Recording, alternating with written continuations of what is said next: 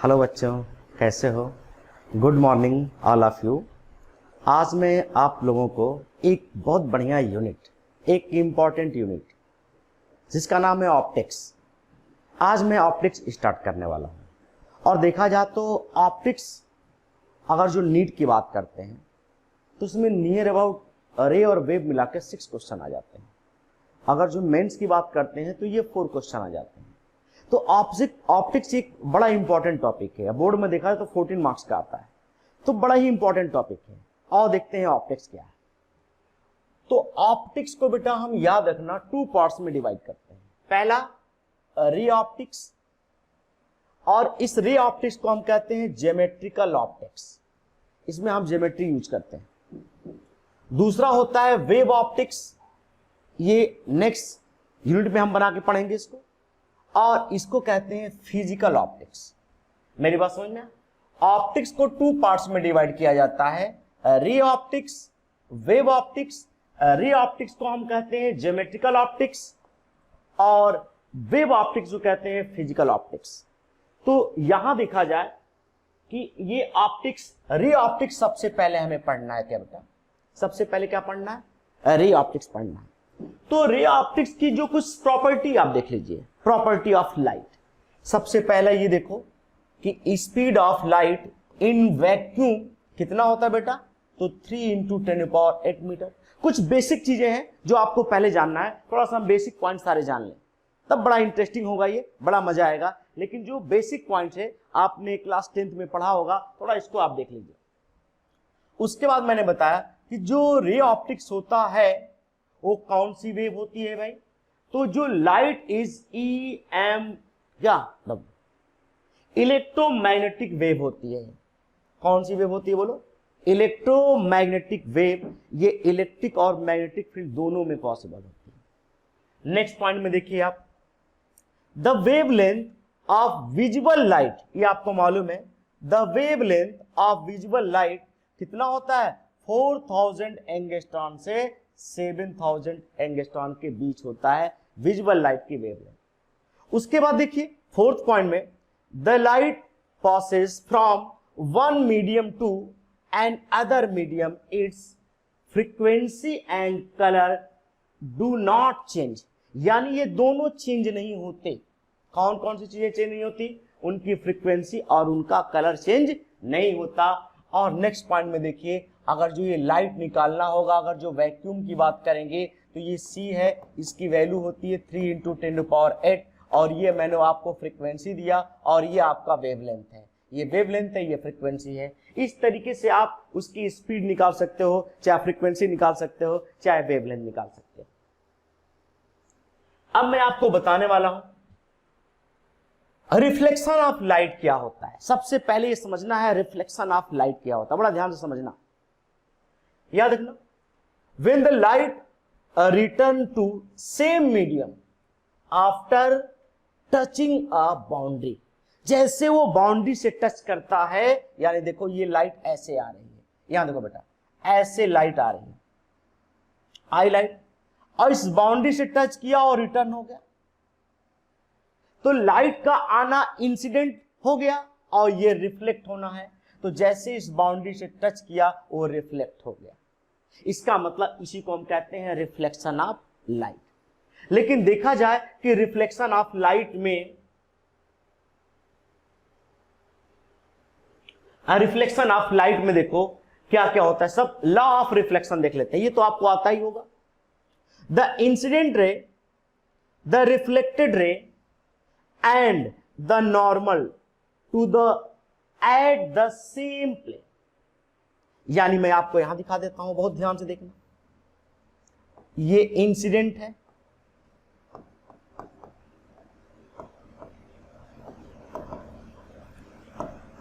Incident है, और ये क्या होगा बोलो? रिफ्लेक्टेड। और देखो नॉर्मल हमेशा इसके ठीक परपेंडिकुलर होता है, याद रखना। नॉर्मल कैसे होता है बेटा? देखो इसके ठीक परपेंडिकुलर जो सरफेस है, इसी को बोलते हैं नॉर्मल। यानी इंसिडेंट, रिफ्लेक्टेड और नॉर्मल तीनों क्या होता है? इस प्लेन के एक ही पॉइंट पे होते हैं। यानी ये फर्स्ट पॉइंट आपको दिखा दिया गया। सेकंड में कहा जाता है इसका, याद रखना, the angle of incident is equal to the angle of reflected. यानी ये एंगल देखो, ये एंगल ऑफ इंसिडेंट है और ये एंगल ऑफ रिफ्लेक्टेड है। तो यहां ये बताया जाता है कि ये एंगल आई और ये एंगल क्या होता है आर, ये दोनों के दोनों क्या होते हैं, इक्वल होते हैं। मेरी बात समझ में, ये दोनों के दोनों क्या होते हैं, इक्वल होते हैं। याद रखना, अगर जो इसको मैं रब कर देता हूं, यहां देखो,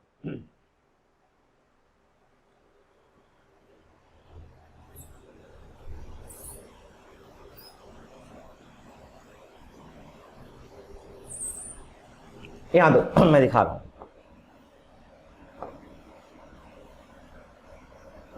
इसको आप कहते हो इंसिडेंट रे और इसको कहते हो रिफ्लेक्टेड रे, और ये आपका हो जाता है नॉर्मल। ये एंगल हो जाएगा आई, ये एंगल हो जाएगा आर। तो आप यहां दिखाते हो angle I equal to angle R. कोई डाउट, समझ में आ रहा है? यानी एंगल आई की वैल्यू, अगर जो मैं आपको एक क्वेश्चन दे देता हूं, यहां देखो बेटा, ये नॉर्मल, ये एंगल मैंने 60 दे दिया और मैं आपसे जानना चाहता हूं ये आई और आर की वैल्यू क्या होगी, ये इंसिडेंट, ये रिफ्लेक्टेड, क्या निकाल सकते हो उसमें? ये एंगल 60 है और ये हमारा प्लेन सरफेस है। तो आपको बताना है आई और आर की वैल्यू क्या होगी, कैसे निकालोगे? चलो देखो, यहां से और यहां तक 90 है, ये कोई डाउट है?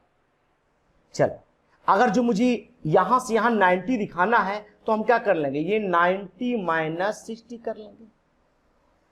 इक्वल टू कितना आया बोलो, 30 आ गया। तो देखा जाए इस पूरे 90 में से 60 माइनस कर दिए तो क्या हो गया बोलो, ये हमारा आई की वैल्यू आ गया, एंगल आई मिल गया। और एंगल आई की जो वैल्यू होती है रिफ्लेक्शन के केस में, है ना, क्या होता है, इक्वल होती है। इसका मतलब दोनों की वैल्यू क्या हो गई, 30 हो गई। आप कह सकते हो कि एंगल आई इक्वल टू 30, तो एंगल आर इक्वल टू भी 30। कोई डाउट इसमें, समझ में आ रहा? नोट कर लो बेटा इसको, आप नोट करो दोनों को कैसे कैसे निकालोगे, ठीक है। एक पॉइंट यहां देखो, मैं बता, ये प्लेन मिरर है और इंसिडेंट ठीक 90 पे आ रहा है। इंसिडेंट किस पे आ रहा है बोलो, ठीक 90 पे। तो इसका मतलब जो रिफ्लेक्शन होगा वो भी 90 पे होगा। ये 90 पे आ रहा है इंसिडेंट, तो रिफ्लेक्ट भी क्या होगा, 90 पे होगा। इसका मतलब याद रखना, एंगल आई और एंगल आर की वैल्यू दोनों में क्या हो जाएगा, 0 हो जाएगा। समझ में आ रहा? एंगल आई की वैल्यू और एंगल आर की वैल्यू, दोनों की वैल्यू क्या मिल गया आपको, 0 मिल गया। ये भी आपको पॉइंट समझ में आ गया। ये फर्स्ट आपका आ गया, ये सेकंड आ गया। थर्ड में देखो, मैंने इस पेयर ले लिया और यहां मैंने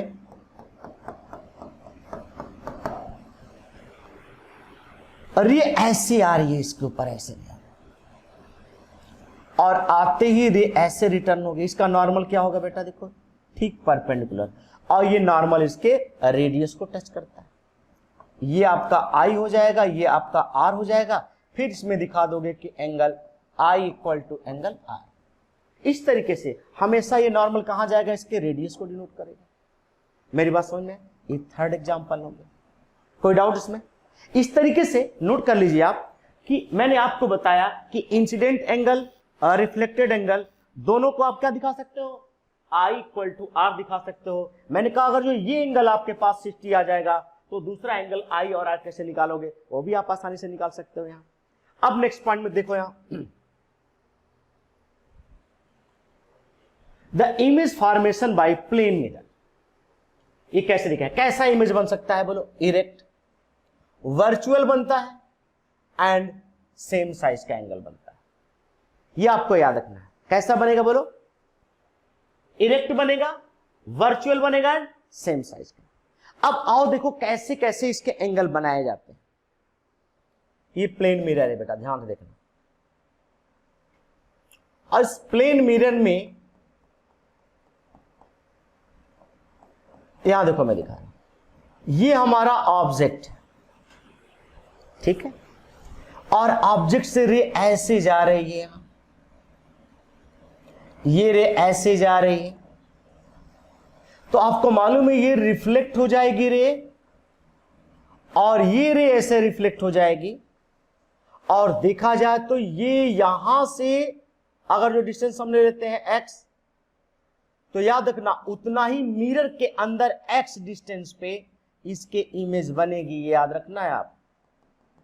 और इमेज कैसे बनेगी? वर्चुअल बनेगी, ये इमेज हो जाएगा। समझ में आ रहा? पहला एग्जांपल, अगर जो मेरे पास ऑब्जेक्ट है तो ऑब्जेक्ट से अगर जो मिरर की जो डिस्टेंस है x, तो याद रखना इमेज से भी उसकी डिस्टेंस क्या होगी? x ही होगी। ये आपको याद रखना है कि अगर जो ऑब्जेक्ट से डिस्टेंस क्या है x, तो मिरर से भी डिस्टेंस क्या होगी? बोलो x होगी। यानी एग्जांपल अगर जो मैं आपको दिखाऊं, यहां एक और एग्जांपल यहां देखिए,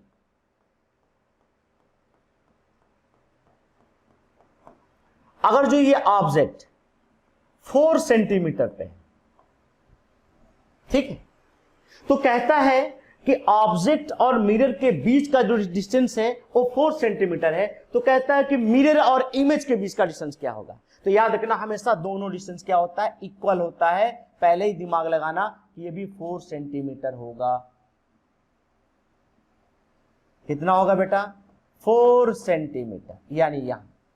और देखो ये रे ऐसे चली जाएगी, ये रे ऐसे चली जाएगी, और ये यहां और ये वाला पॉइंट्स आपको वर्चुअल इमेज में दिखाई देगा। यानी अगर जो ये 4 सेंटीमीटर है तो दिमाग में रखना ये भी 4 सेंटीमीटर होगा। इसमें कोई डाउट नहीं होना चाहिए। इसको बड़ा आसानी से आप सॉल्व कर सकते हो, कोई कंफ्यूजन नहीं होना चाहिए। अगर जो मैं इसको एक और एग्जांपल दिखा दूं, यहां देखो, यहां मैं दिखा रहा हूं,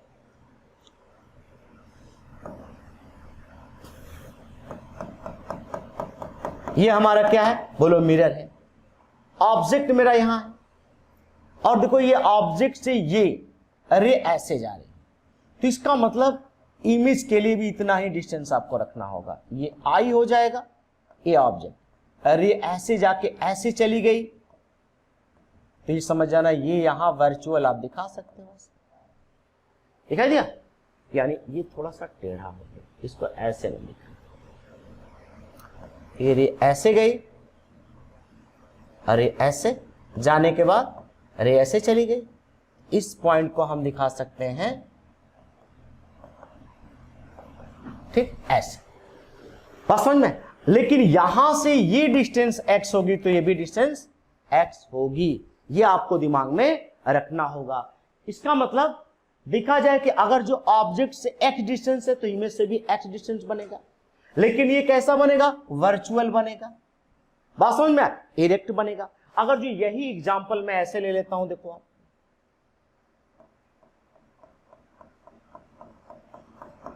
यहां देखो, ये हमारा ऑब्जेक्ट है ए बी, इसकी लेंथ ये, इसका इमेज कैसे बनेगा? देखो ये ऐसे मैंने दिखा दिया, यहां से ऐसे जा रही, तो इसका इमेज भी याद रखना ऐसे ही बनेगा। A dash B dash same size का बनता है, दिखाई दिया? इमेज भी क्या बनेगा? सेम, डिस्टेंस भी सेम होगा और इसकी साइज भी याद रखना सेम हो जाएगी।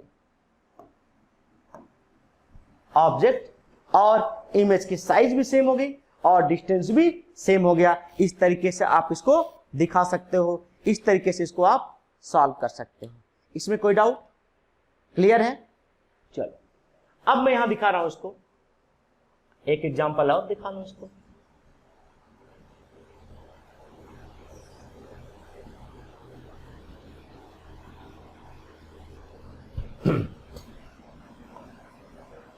यहां देखो, एक क्लॉक वाली बात करता हूं। अगर जो यहां देखा जाए कि हमने घड़ी रखा और यहां ये कितने बज रहे हैं बोलो? यानी 3 बज रहे हैं। तो वही अगर जो आप मिरर में देखोगे तो कितने बजे हुए दिखाई देंगे? कितना टाइम होगा आपको? तो देखो मैंने अभी आपको दिखाया इधर वाले में अगर जो मिरर दिखाया था कि अगर जो ये ए बी है तो याद रखना मिरर के अंदर भी यही ए बी दिखाई देगा। ये मैंने बताया था पहला कॉन्सेप्ट इसमें यूज करोगे। और दूसरा कॉन्सेप्ट मैंने बताया था कि अगर जो ऑब्जेक्ट का डायरेक्शन ये है तो इमेज का डायरेक्शन ये हो जाएगा। अब यही दोनों दिखा लो, आंसर आ जाएगा। चलिए यहां दिखाता हूं, आइए। तो मैंने कहा अगर जो ये डायरेक्शन दिखाता है ये, तो इसका मतलब यहां डायरेक्शन बनेगा ये, ठीक। लेकिन ये दोनों का डायरेक्शन सेम हो जाएगा। यानी अगर जो देखा जाए इस पॉइंट को तो ये 3 बज रहे हैं तो ये क्या बज जाएगा बोलो, 9 बज जाएगा। इस तरीके से ये भी क्वेश्चन सॉल्व हो जाएगा। या जो भी टाइम दिया होगा उसमें कितने 12 बजे से माइनस कर दो, 12 बजे में से जो वैल्यू दिया उसको माइनस कर दो तो सारे के सारी वैल्यू आपको मिल जाएगी। इस तरह के भी क्वेश्चन आप सॉल्व कर सकते हो, आसानी से सॉल्व हो जाएंगे। अब यहां देखो, अब कुछ और इंपॉर्टेंट क्वेश्चन मैं आपको दिखा दे रहा हूं।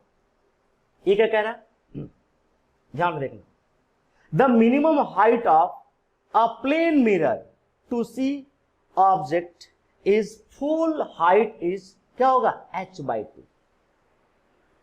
h/2 की बात कर रहा है तो याद रखना h/2 कैसे दिखाएंगे। अब इसको मैं रख कर दूं थोड़ा सा, आओ देखो।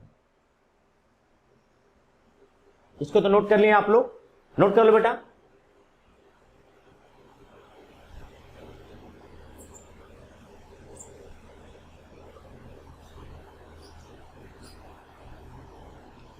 चलिए अब यहां आपको देखना है, ये हमारे पास है मिरर,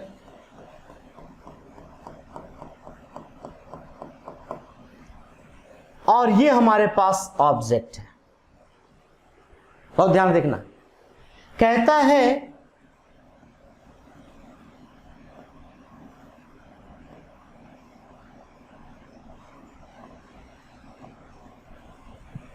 कि मिरर की हाइट कितनी होनी चाहिए फुल इमेज देखने के लिए।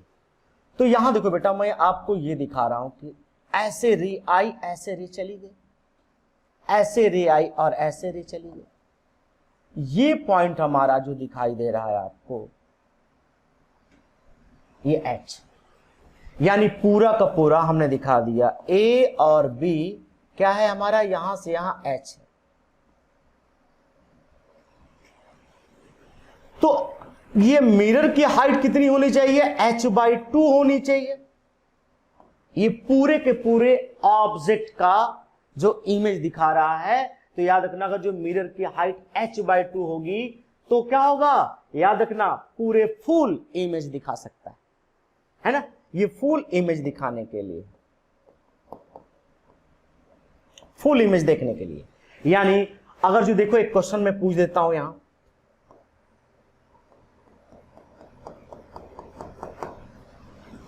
और यहां मैं दिखा रहा हूं, देखा कोई ऑब्जेक्ट है उसकी 6 मीटर लेंथ है, तो मिरर की लेंथ कितनी होनी चाहिए। एक क्वेश्चन पूछा गया नीट में, 6 होनी चाहिए, दूसरा 3 होनी चाहिए,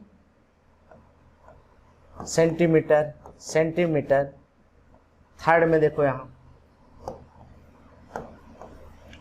4 सेंटीमीटर होनी चाहिए, 2 सेंटीमीटर होनी चाहिए।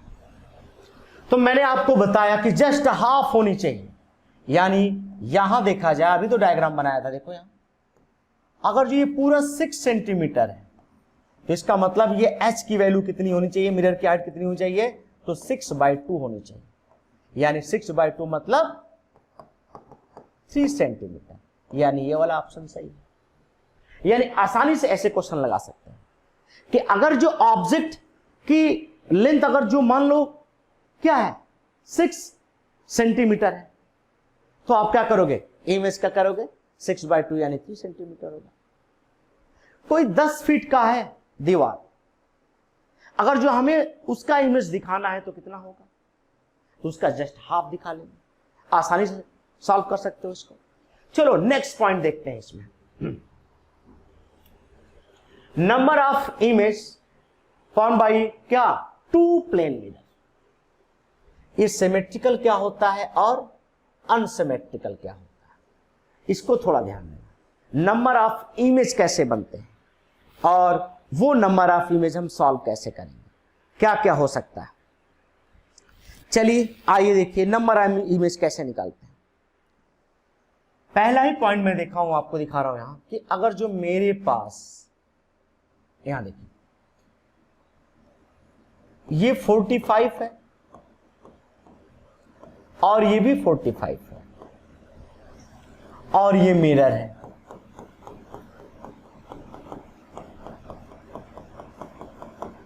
इसको हम M1 कह लें, इसको M2 कह लें। तो कहता भैया इस दोनों मिरर के बीच में अगर जो एंगल 45 है तो कितने इमेज बनेंगे, कितने इमेज बनेंगे बताओ। तो मैंने आपको बताया, देखो एक तरीका बता रहा हूं, यहां M1 लिख लो, यहां M2 लिख लो, यहां कितना है बेटा 45 है, यहां कितना है 45 है, यहां देखो ये दोनों जब 45 है तो ये कितना बन जाएगा 90 बन जाएगा, क्लियर। और ये 45 और 90 मिलके कितना हो जाएगा, बोलो 45 और 90 मिल गया तो कितना हुआ 135। और यहां देखो ये 45 90 मिल गया 135, समझ में आ रहा है। अब दूसरा मैं देखता हूं उसका एंगल, तो ये क्या बनता है, यही एंगल ये 90 फिर हो जाएगा, बात समझ में आ। और उसके बाद हम देखते हैं कि अब कितना हो जाएगा, तो 135 और ये 90 को हम क्या कर दिए, ऐड कर दिए, तो याद रखना हमेशा 180 से ज्यादा आ जाएगा। तो जब 180 से ज्यादा आ जाएगा तो हम इसको काउंट नहीं करते। अब देखो कितने इमेज बने, एक यहां 45 2, उसके बाद ये देखो यहां बहुत ध्यान से देखना, यहां अगर जो इसका सम, इस एंगल का सम, इसका और इसका तीनों का मिला के सम अगर जो 360 के इक्वल हो जाए, ये भी याद रखना कि तीनों को ऐड करने के बाद अगर जो कितना आ जाए 360 आ जाए तो ओवरलैपिंग बोला जाता है। क्या बोला जाता है, ओवरलैपिंग। उस कंडीशन में हम क्या करते हैं, एक ही इमेज काउंट करते हैं क्योंकि दूसरा इमेज उसके ऊपर ओवरलैप कर रहा होता है। तो आओ थोड़ा सा ऐड कर लें, 135 प्लस 90 कितना होता है भाई, देख लेते हैं कितना हो जाएगा। इसको ऐड करोगे तो कितना हो जाएगा 270 ये हो जाएगा। अब प्लस 90, अब देखा जाए तो ये तो 360 हो गया बेटा। आज जब 360 हो गया तो इसका मतलब ये एंगल और ये एंगल और ये एंगल मिला के 360 हो जाता है, तो ओवरलैप करता है। इसका मतलब कितना इमेज बनेगा इसमें, n की वैल्यू कितना होगी, एक तरीका है तो 1 इमेज 2 इमेज और ये दोनों मिला करके, ये दोनों मिला के कितना बनेगा 1 बनेगा, यानी 3 इमेज बनेंगे। दूसरा तरीका आप देखो यहाँ n निकालने का, 360 बाई में क्या थीटा रखते हैं, n की वैल्यू कितना हो जाएगा 360 बाई में क्या 90 कितना हो जाएगा 4 आ जाएगा। n की वैल्यू 4 माइनस 1 करेंगे तो 3 इमेज बन जाएगा। तो ये भी कॉन्सेप्ट आपको जानना है और ये कॉन्सेप्ट जानना है, ये दोनों कॉन्सेप्ट होते हैं, है ना। अब यहां देखिए इसको रख कर दें, बोलो चलो।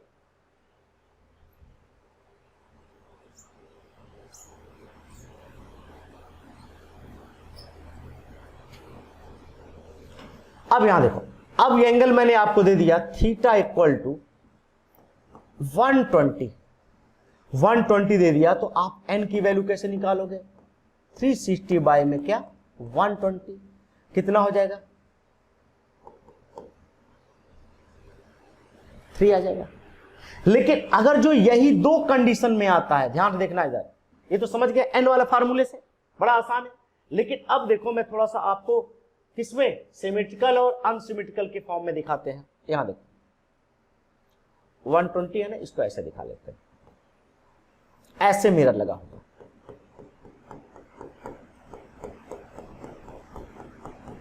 दिखाई दे। और यहां जो ये एंगल है सिमेट्रिकल होगा तो ये 60 हो जाएगा और ये भी 60 हो जाएगा, सिमेट्रिकल वाले में होगा कि नहीं होगा।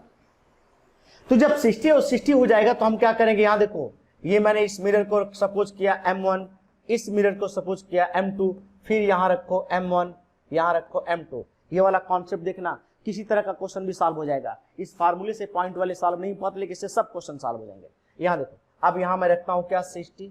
सिमेट्रिकल का मतलब होता है बेटा दोनों का एंगल सेम हो, सिमेट्रिकल में आ जाएगा। और जो दोनों का एंगल सेम नहीं होगा तो क्या हो जाएगा, अनसिमेट्रिकल में आएगा। तो ये भी आपको जानना होगा। ये 60 हो जाएगा और यहां भी 60 हो जाएगा। मैंने आपको बताया कि जब 60 हो गया तो यहां क्या हो जाएगा, बोलो 120 हो जाएगा।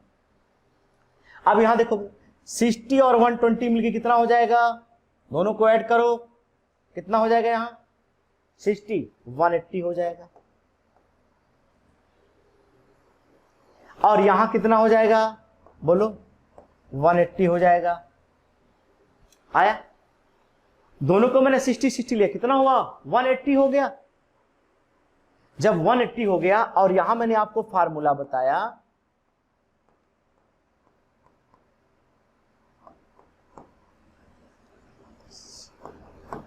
थ्री आया। अब यहां देखो, यहां भी हम क्या करेंगे बेटा, ये काउंटिंग में देखा जाए तो ये 60 और ये 120 मिल गया, यानी यहां एक पॉइंट रुको, ये 60 है ना, कितना हो जाएगा यहां वाला पॉइंट में, ध्यान देखना इधर 120 और यहां भी क्या आ जाएगा 120। फिर इस पॉइंट को देखेंगे यहां तो कितना आ जाएगा, बोलो 60। अब देखो 120 ये मिला आपको, 120 और 60 मिलके क्या हो जाएगा 180, और यहां भी क्या हो जाएगा 180। समझ में आ रहा है, पहला 1 2 3 4 बन रहा है, लेकिन रियल में देखो बेटा, अब दोनों को थोड़ा ऐड करके देखो क्या 180 आ रहा है क्या। तो मैंने दिखाया कि 120 कितना हुआ, बोलो बोलो 240, और 240 यहां देखो ये दोनों के एंगल सेम हो गए, कितना बना इसमें, बोलो 1 2 3 4। अब क्या करेंगे, थोड़ा दिमाग लगाओ तो इसको सॉल्व कैसे करेंगे, सब लोग इसको सॉल्व करो, कैसे सॉल्व करोगे, थोड़ा दिमाग लगाओ, क्या कर सकते हो इसमें, किस तरीके से सॉल्व हो सकता है ये, जल्दी बताओ। आपको 1 मिनट का टाइम देते हैं, सॉल्व करके दिखाओ कैसे सॉल्व कर सकते हो इसको, क्या क्या बना सकते हो इसमें, बोलो। आया आंसर, सॉल्व हुआ, कर लोगे सॉल्व। चलो इसी पे एक और एग्जांपल देते हैं, थोड़ा ध्यान देना इसको, ध्यान दो।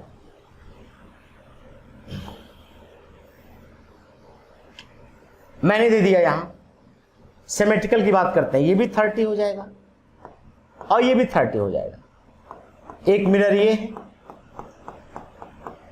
और एक मिरर ये, कैसे सॉल्व करोगे बेटा इसमें, क्या होगा, इसको आपने M1 सपोज कर लिया, इसको M2 सपोज कर लिया, तो M1 और M2 की वैल्यू में क्या दिखा सकते हो, मैंने कहा यहां M1 हो जाएगा, यहां M2 हो जाएगा। तो M1 और M2 की वैल्यू, थोड़ा इसको सॉल्व करके दिखाओ, सिमेट्रिकल तो है, देखो क्या हो रहा है इसमें, कैसे सॉल्व कर सकते हो आप, क्या बना सकते हो इसमें, बोलो। आया, कि नहीं। अब देखो मैं यहां क्या लिख दूं, ये 30 है, ये भी 30 है, क्या मैं इसको 60 लिख दूं, 30 30 60, कॉन्सेप्ट को समझो। अब मैं क्या करूंगा, 30 और 60 ये क्या हो जाएगा 90, 60 और 30 ये भी 90 हो जाएगा। अब ये भी देखा जाए तो आपका 60 होगा। अब क्या करेंगे इसमें, 90 और 60 और 150 हो जाएगा। यहां भी देखा जाए तो कितना हो जाएगा, 150 हो जाएगा। फिर यहां देखा जाए बेटा एक बार और, कितना हो जाएगा, ये 60 हो जाएगा, है ना। अब कितना हो जाएगा, इसमें ऐड किया गया दोनों को तो कितना हो जाएगा, ये आपका 60 है और 210, यहां भी 210 आ जाएगा, ठीक है। अब देखा जाए कि इसमें कितने इमेज बने, थोड़ा ऐड करिए, 150, 300, 360 बन गया बेटा। और देखो 180 से ज्यादा हो गया तो ये काउंट नहीं किया जाएगा, ये 180 से ज्यादा हो गया, काउंट नहीं किया जाएगा। अब यहां 1 2 3 4 इतने तो बने। अब क्या इसको तीनों एंगल को ऐड करो, इसको इसको इसको, देखो 360 तो नहीं हो रहा है। अगर जो 360 हो गया तो ओवरलैप करेगा, इसका मतलब ओवरलैप करेगा दोनों एंगल में से किसी एक एंगल को लेंगे। और नीचे वाला एंगल अगर जो कितना हो जाए, याद रखना, अगर जो 180 से ज्यादा हो जाएगा तो काउंट नहीं करते। इसमें दो ही रूल होते हैं, अगर जो इसका तीनों एंगल मिला के 360 हो जाए तो ओवरलैप करता, तो एक एंगल काउंट करते हैं। और दूसरा कॉन्सेप्ट होता है कि 180 से ज्यादा हो जाए तो उस एंगल को काउंट नहीं करते। ठीक है, तो अब क्या करेंगे, 1 इमेज, 2 इमेज, 3 इमेज, 4 इमेज, लेकिन इसमें थोड़ा काउंट करें। 150 प्लस 150 प्लस 60 कितना हो गया बेटा, 150 150 60 मिलके कितना हो गया, ये 360 हो गया और 360 हो गया। इसका मतलब ये क्या होंगे बोलो, ओवरलैप करेंगे। तो कितना इमेज बनेगा, 1 2 3 4 5 इमेज बनेगा। ये दोनों काउंट नहीं करना है, ये सिमेट्रिकल में हो जाएगा। आपको कोई डाउट? अब देखो मैं एक क्वेश्चन और दिखा रहा हूं इसमें।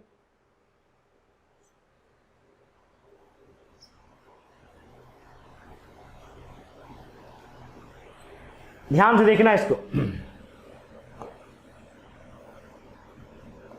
ऑब्जेक्ट यहां है, जब तक सीख नहीं लूं तब तक मैं एग्जांपल दूंगा बेटा, टेंशन मत लेना। यहां मैंने दिखा दिया आपको M1 और यहां दिखा दिया M2। अगर जो मैं इसको कह दिया 25, इसको भी कह दिया 25, क्या इसमें दिखा सकते हो?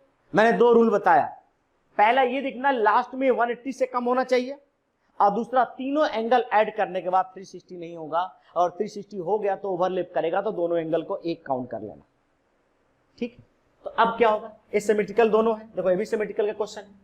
अब क्या करेंगे, ये M1 ये M2, चलो M1 में कितना है 25, इसमें भी 25, यहां से सीखने की कोशिश करो।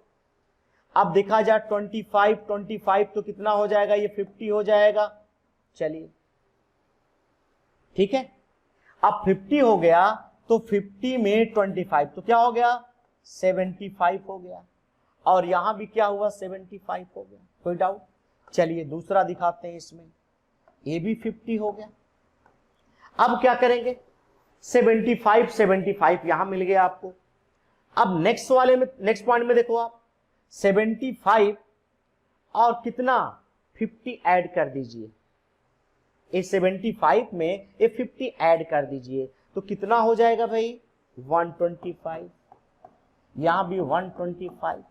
चलिए ये भी आगे बढ़ जाएगा, और यहां फिर मिल जाएगा 60, अरे 50 सॉरी 50 मिलेगा।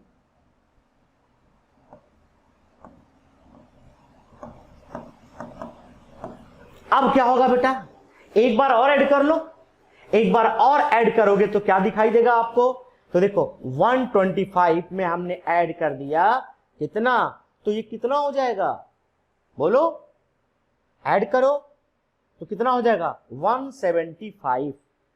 तो 175, यहां भी 175 काउंट हुआ। थोड़ा इसको अलग से दिखा देता हूं, यहां एक बार और देखो, ठीक से देखो।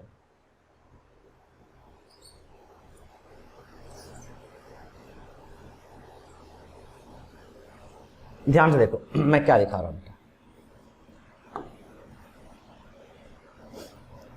मैंने कह दिया ये एंगल आपका है 25। एक क्वेश्चन को ठीक से समझ लोगे सारे आ जाएंगे। तो मैंने कहा ये M1 हो जाएगा, ये M2 हो जाएगा। अब देखो ये M1 दिखा रहा हूं, ये M2 दिखा रहा हूं, ये 25, ये 25। मैंने कहा 25 आया तो ये 50 हो जाएगा। जब ये 50 हो जाएगा तो ये 75 हो जाएगा, और ये भी 75 हो जाएगा। फिर दूसरे वाले में मैंने दिखाया, फिर ये 50 हो जाएगा। ठीक है, 50 हो जाएगा, और याद रखना ये हो जाएगा 125, और यहां हो जाएगा 125। फिर दोबारा हम दिखाएंगे तो क्या हो जाएगा, ये 50 हो जाएगा,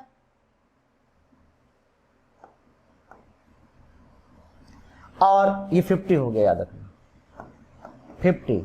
अब क्या करेंगे, 50 ऐड कर लेंगे इसमें, तो कितना हो जाएगा 175, और यहां आपको मिल गया 175 मिला। फिर ये आप क्या लोगे भाई 50, जब ये फिर 50 लोगे देखा जाए तो कितना मिलेगा आपको।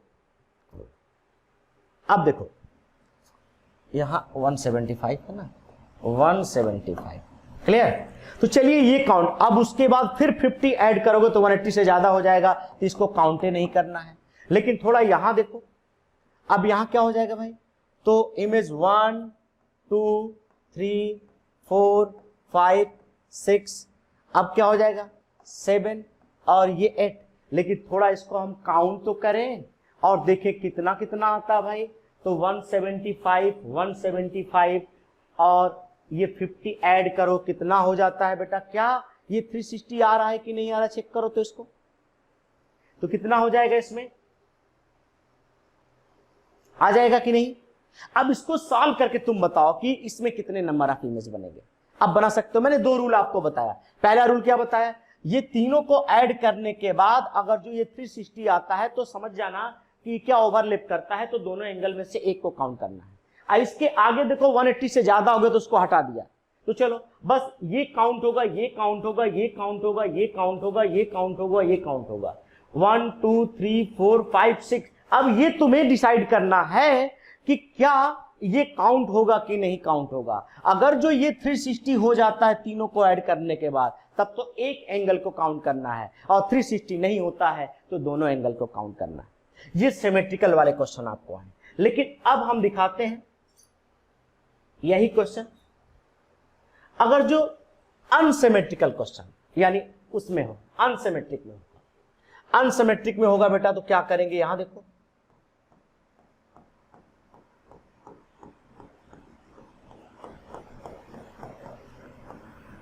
ऑब्जेक्ट यहां है, वही 60 था तो मैंने क्या कर दिया 20 कर दिया और इसको 40 कर दिया। अब देखो क्या अनसिमेट्रिक हो गया।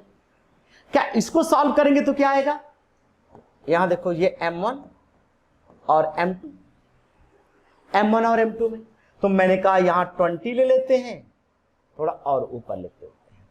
यहां मैंने आपको दिखा दिया M1 M2, ये 20 40 और 20 40, एक बार और देख लो 20 40 को ऐड कर दिए 60 आ गया। और आपको मैंने बताया था n इक्वल टू 360 बाय में 60 आपको ऐड करना पड़ेगा, तो आपको ये फार्मूला आएगा, और फिर इसकी वैल्यू n-1 करेंगे तो कितना हो जाएगा 6 - 1 इक्वल टू 5। ये फार्मूला भी आपको मिल जाएगा, आसानी से निकाल लेंगे ये। लेकिन मैंने कहा ये मेथड आपको जानना बड़ा जरूरी है, तो आपको ये दिखा रहा हूं। आप देखो यहां कितना हो गया भाई 60 और ये 40 तो 100 आ गया। चलिए इसको ऐड कर 80 आ गया, कोई डाउट। चलिए दोबारा देखिए इसको, ये कितना हो जाएगा 60 हो जाएगा, 60 और ये कितना 160 हो जाएगा, और ये कितना हो जाएगा भाई, इसमें ऐड करते हैं तो 140 हो जाएगा।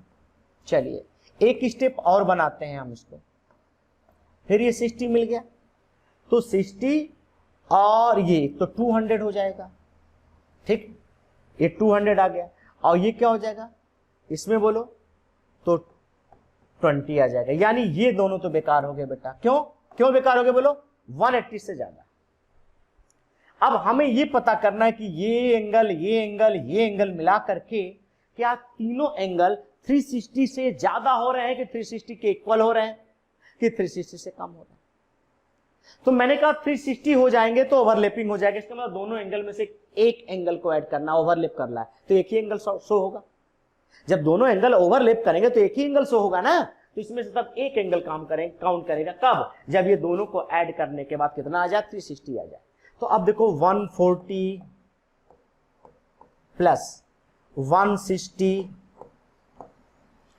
प्लस कितना है 60, कितना हो जाएगा,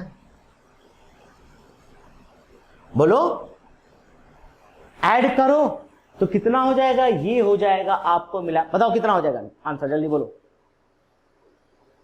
360। आज जब 360 आ गया, इसका मतलब ये क्या करेगा बेटा, ये दोनों एंगल में से एक एंगल काउंट करना, और एक एंगल काउंट करना है तो कितना बना, 1 2 3 4 5, देखो इससे भी 5 आ रहा है इनमें से। तो आप ऑब्जेक्टिव क्वेश्चन अगर जो आपके पास आता तो अनसिमेट्रिकल और सिमेट्रिकल दोनों बातें समझ में, ये अनसिमेट्रिकल बने और फिर सिमेट्रिकल मैंने आपको दिखाया। इसका मतलब ये दोनों बातें क्लियर हो जाएंगी, आप सॉल्व कर सकते हो। एन की वैल्यू आपने निकाला, ऑप्शन में दिया होता है इसमें इमेज कितने बनते हैं 4 इमेज, इसमें इमेज कितने बनते हैं 5 इमेज, इसमें इमेज कितने बनते हैं 6 इमेज, इसमें इमेज कितने बनते हैं 3 इमेज, तो आपका 5 इमेज बना, ऑप्शन पे टिक लगा लोगे। तो सिमेट्रिकल कैसे होंगे, अनसिमेट्रिकल कैसे होंगे, और कैसे आप इसको दिखा सकते हैं।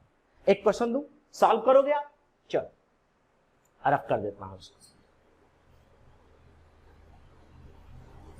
सिमेट्रिकल में क्या होगा, अनसिमेट्रिकल में क्या होगा, इसको थोड़ा सा आप देखिए।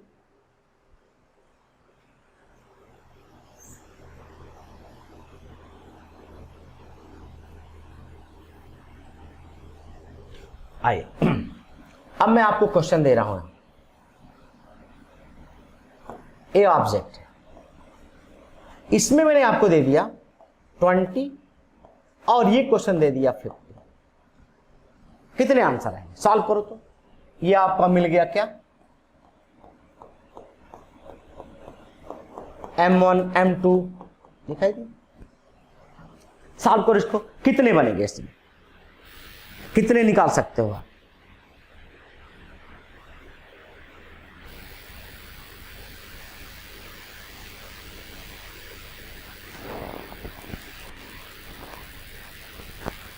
आ जाएगा आंसर कि नहीं आएगा आंसर। एक और क्वेश्चन देखो, 25 45,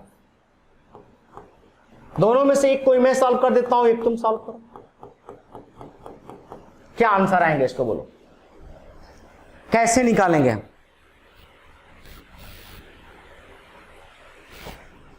अब यहां देखो, चलो मैं इसको सॉल्व कर दे रहा हूं। ये आ जाएगा M1 और ए आ जाएगा M2। मैंने कहा M1 और M2, देखो इसके लास्ट क्वेश्चन बता रहा हूं, ध्यान से समझना इसको कैसे सॉल्व होगा। तो मैंने कहा ये 25 है और ये 45 है, इनके बीच का एंगल कितना हो जाएगा बेटा, जल्दी बताओ, बोलो, 70 हो जाएगा। चलिए 70 हो गया, अब क्या करेंगे, थोड़ा सोच सोच के बताते रहो मुझे। अब क्या करेंगे इसमें, जल्दी बोलो, अब क्या करेंगे, ऐड करेंगे तो कितना हो जाएगा, ये बोलो 115, और ये कितना हो जाएगा 95। फिर देखा जाए इसको, फिर ये 70 हो जाएगा। अब कितना ऐड करेंगे तो ये क्या हो जाएगा 185, और ये कितना हो जाएगा बेटा, ये इसको बताओ, ऐड करोगे तो क्या लिख दूं इसमें, जल्दी बोलो, 165। अब इसमें कितना इमेज बनेगा, 1 2 3 4, कितना 5 कि कुछ और, देख के बताओ, सोच के बताओ क्या बनेगा इसमें इमेज, कितना इमेज हो सकता है इसमें, सोचो। ये तो काउंट होगा 2 3 4 5, और ये 180 से एबव है, यानी सिर्फ n की वैल्यू इसमें कितनी हो जाएगी, 5 हो जाएगी। आसानी से निकल सकता है। ऑप्शन में आपके पास आएगा 4, ऑप्शन में आपके पास आएगा 3, ऑप्शन में आपके पास आएगा 5, और ऑप्शन में आपके पास होगा 6। आप निकाल सकते हो, आसानी से आ जाएगा आंसर। इस तरीके से ये क्वेश्चन होते हैं। सेकेंड पॉइंट में अगर जो मैं आपसे ये कहता हूं कि कोई भी मिरर है, प्लेन मिरर, नेक्स्ट पॉइंट में और याद रखना इस मिरर को हमने थीटा एंगल ऐसे घुमा दिया, थीटा। तो जो एंगल ऑफ रिफ्लेक्टेड होगा उसमें कितना एंगल ये चेंज होगा? तो याद रखना जो रिफ्लेक्टेड एंगल होता है 2 थीटा, याद रखना इसका, है ना। जो रिफ्लेक्टेड एंगल होगा कितना उसमें रिफ्लेक्ट हो, बोलो।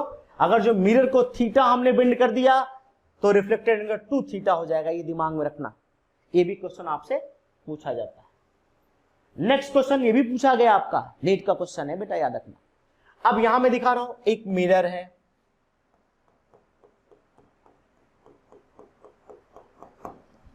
और ये वॉल है, यहां देखो, इसके ठीक बीच में ऑब्जेक्ट है। ऑब्जेक्ट कहां है बेटा? ठीक बीच में। अब इस वॉल को इस मिरर में देखना है, तो मिरर की हाइट कितनी होनी चाहिए? कहां ये वॉल और ये क्या है बेलो? उस कंडीशन में कितनी होनी चाहिए? तो याद रखना ये भी अच्छा क्वेश्चन है कि अगर जो ये हो जाएगा h, तो ये होता है बेटा h/3। कितना होता है? h/3, h/3 पे होगा ये। मेरी बात समझ में आ रही है? तो इस तरीके से आपने दिखाया कि अगर जो आपके पास, ये याद रखना कि अगर जो इस पूरे वॉल को देखना है तो मिरर h/3 में पूरे वॉल को देखा जा सकता है, लेकिन ऑब्जेक्ट कहां हो? ठीक बीच में रखा है। तो इस तरीके से मैंने आपको बताया कि इमेज फॉर्मेशन कैसे होगा। और देखा जाए, पहला ही केस मैंने आपको बताया किसमें, रिफ्लेक्शन क्या होता है और कैसे होता है। तो इस तरीके से मैंने ये टॉपिक रिफ्लेक्शन वाला कंप्लीट किया, इमेज फॉर्मेशन आपको बताया, लेकिन ये इंट्रो मैंने आपको दिया, बेसिक चीजें बताया।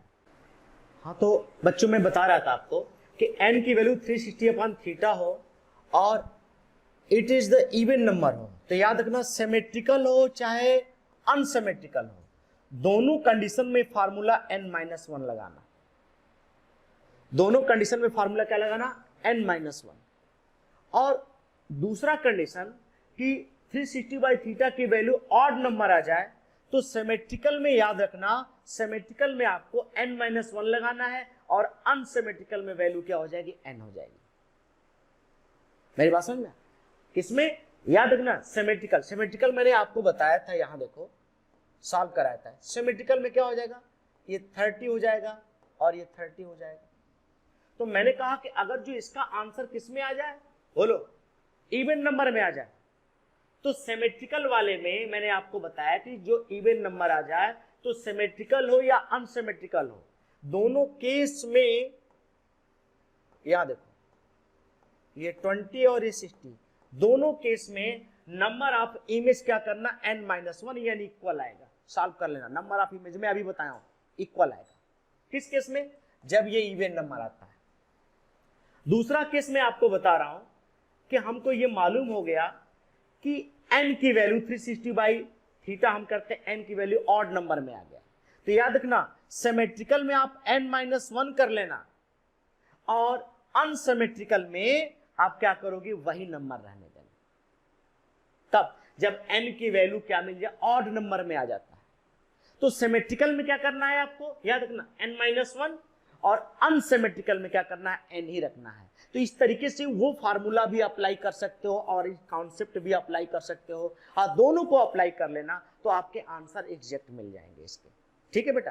तो मैंने आपको बताया कि अगर जो 360/थीटा हो और ये ऑड नंबर आता है, तो याद रखना सिमेट्रिकल के लिए n-1 करना होगा, एक बार और सुन लेना, और अनसिमेट्रिकल के लिए n ही रखना होगा।